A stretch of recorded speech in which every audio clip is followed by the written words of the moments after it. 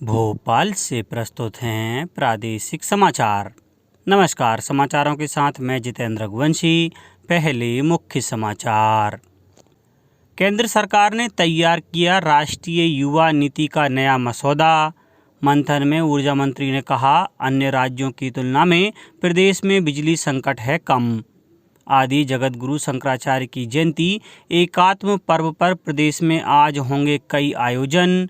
और प्रदेश की गौरांशी शर्मा ने ब्राजील में चल रहे डेफ ओलंपिक में टीम इवेंट में जीता स्वर्ण पदक। अब समाचार विस्तार से। सरकार ने राष्ट्रीय युवा नीति का नया मसौदा तैयार किया है। यह युवाओं के विकास के लिए 10 साल का दृष्टिकोण पत्र है, जिसे 2030 तक हासिल करना है।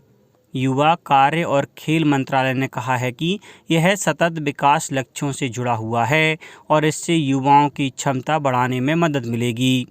मसौदा नीति 5 प्राथमिकता वाले क्षेत्रों शिक्षा, रोजगार और उद्यमिता, युवा नेतृत्व और विकास, स्वास्थ्य, फिटनेस और खेल तथा सामाजिक न्याय सहित युवाओं के विकास पर केंद्रित है। मसौदा नीति पर सभी हितधारकों से सुझाव और विचार मांगे गए हैं। प्रदेश की समस्त विद्युत कंपनियों के अभियंताओं और कार्मिकों के आत्मनिरीक्षण पर केंद्रित 3 दिवसीय मंथन 2022 कल से जबलपुर के तरंग प्रेक्षागृह में प्रारंभ हुआ। ऊर्जा मंत्री प्रद्युम्न सिंह तोमर ने 3 दिवसीय मंथन 2022 का शुभारंभ करते हुए कहा कि वर्तमान में पूरे देश में कोयले की कमी से बिजली संकट है, लेकिन मध्य प्रदेश की स्थिति अपेक्षाकृत अन्य प्रदेशों की तुलना में बेहतर है। उन्होंने कहा कि कोरोना के बावजूद विद्युत वितरण कंपनियों के द्वारा गत वित्तीय वर्ष में 23,700 करोड़ रुपए का रिकॉर्ड राजस्व संग्रहण किया गया। प्रमुख सचिव ऊर्जा संजय दुबे ने कहा कि मंथन 2022 का मुख्य उद्देश्य प्रदेश की विद्युत कंपनियों के अभियंताओं और कार्मिकों की मानसिकता में बदलाव लाना है।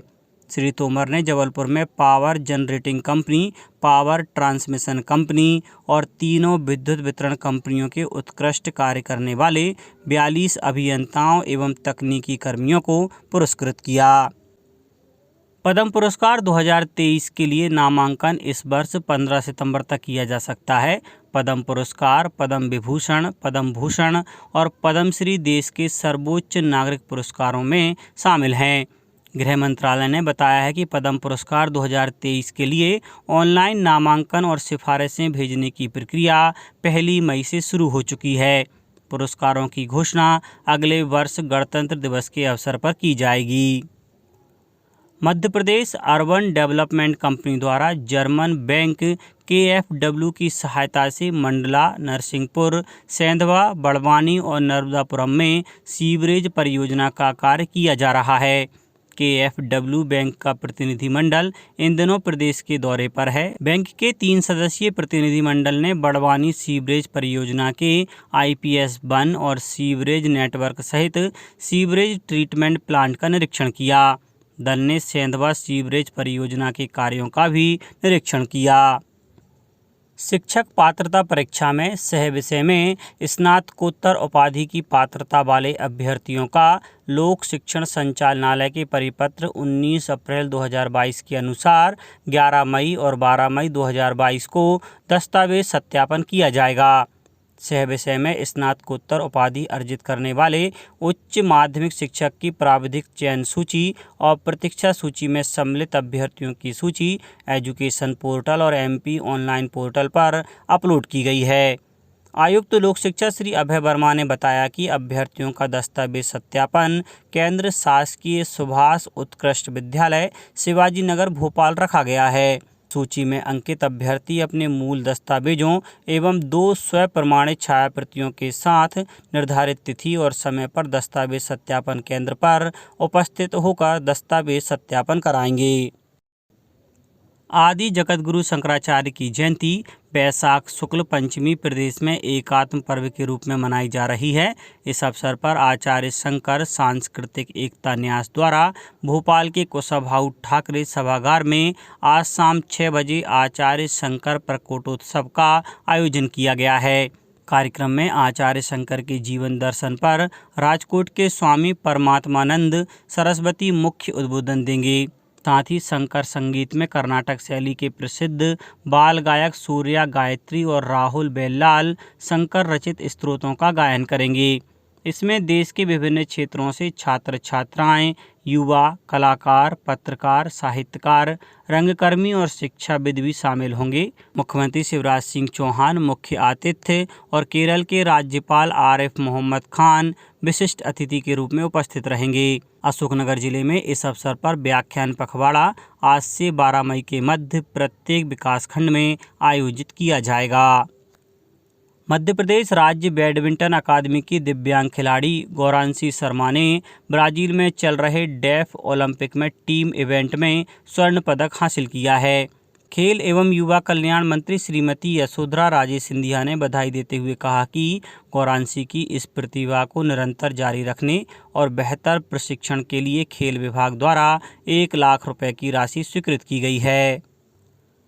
मुख्यमंत्री शिवराज सिंह चौहान ने छिंदवाड़ा जिले के मचगोरा बांध में डूबने से 4 बच्चों के निधन पर दुख व्यक्त किया है। मृतक बच्चों के परिजनों को सरकार की ओर से 4-4 लाख रुपए की आर्थिक सहायता दी जाएगी। श्री चौहान ने रायसेन जिले के उमरावगंज थाना क्षेत्र के टेडिया पुल के पास सड़क दुर्घटना में 5 लोगों के निधन पर दुख व्यक्त किया है। गौरतलब है कि रायसेन भोपाल राजमार्ग पर मैजिक वाहन और ट्रक में आमने सामने से भिड़ंत होने से मैजिक वाहन में सवार 4 लोगों की मृत्यु हो गई। साथ ही ट्रक में सवार 14 वर्षीय बालिका की भी मृत्यु हो गई। मृतक 5 लोगों के परिजनों को 15-15 हजार रुपये की आर्थिक सहायता प्रदान की जाएगी। सीहोर स्टेशन परिसर में नवनिर्मित स्टेशन भवन का लोकार्पण भोपाल सांसद साध्वी प्रज्ञा सिंह ने किया। 1.5 करोड़ की लागत से तैयार इस भवन में सभी तरह की सुविधाएं यात्रियों को मिल सकेंगी।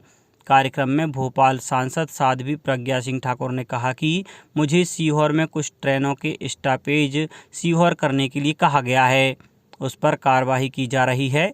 कार्यक्रम की शुरुआत में रतलाम रेल मंडल के अपर मंडल रेल प्रबंधक अशफाक अहमद ने नवनिर्मित स्टेशन भवन और यात्रियों को मिलने वाली सुविधाओं के बारे में विस्तार से जानकारी दी। अब बात मौसम की। मध्य प्रदेश में अगले 24 घंटों में बारिश के आसार हैं। रीवा, सीधी समेत 10 जिलों में हल्की बारिश हो सकती है। इन जिलों में 30 से 40 किलोमीटर प्रति घंटे की रफ्तार से हवाएं भी चलेंगी। इधर बाकी जिलों में गर्मी का असर बढ़ गया है। बुधवार को भोपाल, रतलाम, रायसेन, शाजापुर सहित कुछ शहरों की रात गर्म रही। इंदौर, जबलपुर और ग्वालियर में फिलहाल गर्मी का असर कम है। हालांकि बारिश के बाद उमस भी बढ़ जाएगी। वैज्ञानिकों की माने तो प्रदेश में 3-4 दिन से बने सिस्टम की वजह से कई जिलों में तेज और रिमझिम बारिश हो रही है। यह सिस्टम अगले 24 घंटे भी सक्रिय रहेगा। इसके बाद सिस्टम कमज़ोर हो जाएगा और गर्मी का असर बढ़ेगा। मौसम वैज्ञानिक डॉक्टर पीके साहा ने बताया, अगले 24 घंटे में जबलपुर, रीवा और शहडोल संभाग के कुछ जिलों में बारिश के आसार बन रहे हैं। वहीं मालवा, निवाड़ में बादल छाए रहेंगे। इसके बाद दिन के तापमान में 2 से 3 डिग्री तक की बढ़ोतरी होगी। अब कुछ समाचार संक्षेप में। अशोकनगर में कल राजस्व विभाग की टीम ने ग्राम शंकरपुरा मगरधा में 5 करोड़ रुपए की शासकीय भूमि अतिक्रमण से मुक्त करवाई। शिवपुरी जिले के ग्राम मुबारकपुर मजरापोहा में भी अतिक्रमण हटाने की कार्यवाही की गई। बीएसएफ अकादमी टेकनपुर में कल आयोजित हुई दीक्षांत परेड में 825 नव आरक्षक शामिल हुए। खंडवा में लाडली लक्ष्मी महोत्सव के तहत ग्राम पंचायत स्तर पर लाडलियों को ई-डिजिटल एवं साक्षरता का प्रशिक्षण दिया गया। छिंदवाड़ा में श्रमिक विधिक सेवा सप्ताह के अंतर्गत कल आंगनवाड़ी केंद्र परतला में जागरूकता कार्यक्रम संपन्न हुआ। मालवा क्षेत्र के सबसे बड़े मवेशी मेला देवास जिले के गांव टिनोनिया में 16 मई से 26 मई तक आयोजित किया जाएगा। सीहोर जिले में सघन मिशन इंद्रधनुष कार्यक्रम 4.0 के अंतर्गत 2 वर्ष तक के बच्चों एवं गर्भवती महिलाओं को छूटे हुए टीके लगाए जा रहे हैं। कई राज्यों में लूट और डकैती के आरोपी को शहडोल पुलिस ने उसके 3 साथियों के साथ गिरफ्तार किया है। गिरफ्तार किए गए गिरोह के सदस्यों पर सिलीगुड़ी, बोकारो, वीरभूमि सहित 15 स्थानों पर गंभीर आपराधिक मामले दर्ज हैं।